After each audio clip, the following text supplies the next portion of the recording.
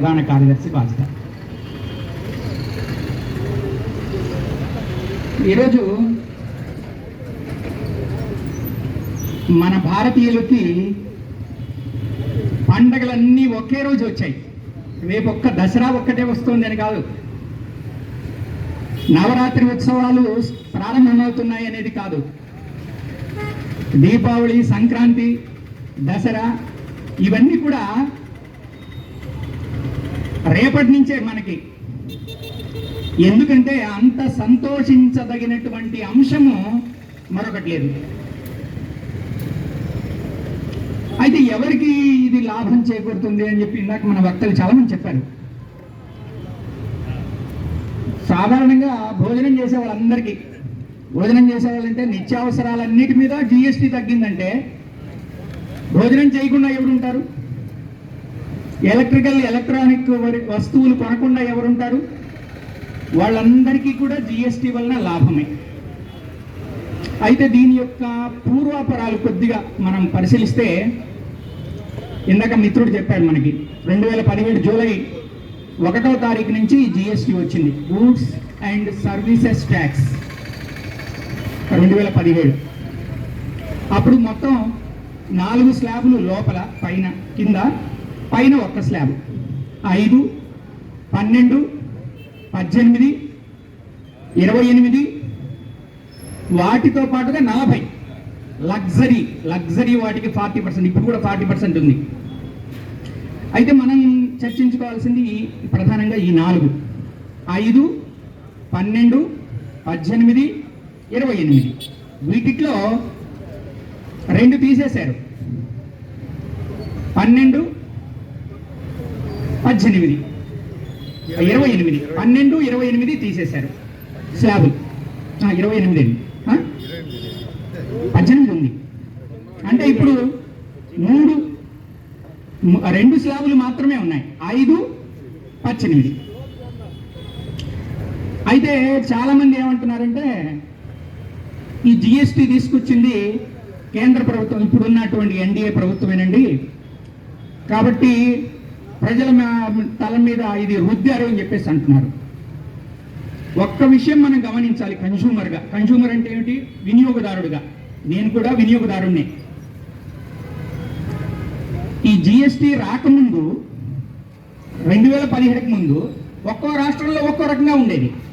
ఒక వస్తువుకి ఉదాహరణకు ఒక రాష్ట్రంలో 8%, ఇంకో రాష్ట్రంలో 12%, ఇంకో రాష్ట్రంలో 15%, ఇంకో రాష్ట్రంలో 17% ఉందనుకోండి. వాటన్నిటినీ కలిపి ఏ రకంగా జిఎస్టీ ఫిక్స్ చేశారు? కింద నుంచి బాటంలో 1 కానీ 2 కానీ. అంటే పెంచారా తగ్గించారా యావరేజ్నా? అంటే జిఎస్టీ విధించేటప్పుడే యావరేజ్ తీసుకొని జిఎస్టీ ఫిక్స్ చేసేటప్పుడే తగ్గించడం జరిగింది. ఆ విషయాన్ని తప్పుదో పట్టిస్తూ ఉన్నారు. అదొకటి. రెండోది, ఈ జిఎస్టీ ఇప్పుడు మనకి దేశం సుభిక్షంగా పరుగులు పెడుతోంది అభివృద్ధి వైపు. ఒక మాటలో చెప్పాలంటే ర్యాకెట్ దూసుకెళ్ళినట్టు దూసుకెళ్తుంది. అయితే ఇప్పుడు ఆర్థికంగా మనకి జిఎస్టీ వల్ల నెలకి 2 లక్షల కోట్ల రూపాయలు వస్తుంది. నెలకి 2 లక్షల కోట్ల రూపాయలు ఒక్క నెలకి సెంట్రల్ గవర్నమెంట్. మరి అంత వస్తున్నప్పుడు ఇప్పుడు ఆలోచన, చాలా కాలం నుంచి మన యుగ పురుషుడు, మన దేశ ప్రధాని, ప్రపంచ అగ్రనేత,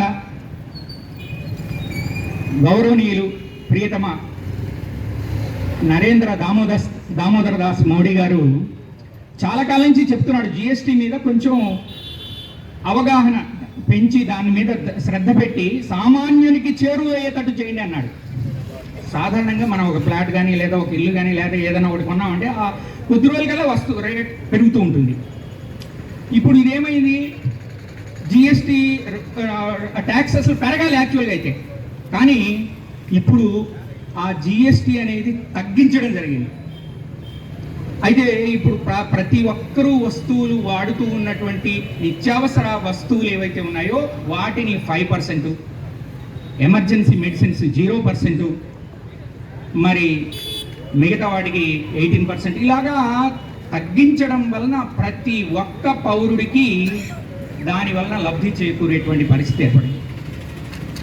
కాబట్టి మొత్తం మీద ఆదాయం తగ్గినప్పటికీ అది ఇతర పద్ధతుల్లో దాన్ని సమకూర్చుకునే ఆలోచనతోటి ఈ రకంగా కేంద్ర ప్రభుత్వం ఆలోచన చేసినటువంటి ప్రస్తుత 2.0 జిఎస్టి విధానాన్ని సమర్థిస్తూ ఉన్నాం. ప్రతి ఒక్కరికి ఉపయోగపడేటువంటి, మేలు చేకూర్చేటువంటి ఈ విధానాన్ని అందరికీ తెలియపరచాలని చెప్పేసి సభాముఖంగా విన్నవిస్తూ ఈ అవకాశం ఇచ్చినందుకు ధన్యవాదాలు తెలియజేస్తూ విరమిస్తున్నాను. జై హింద్, జై భారత్.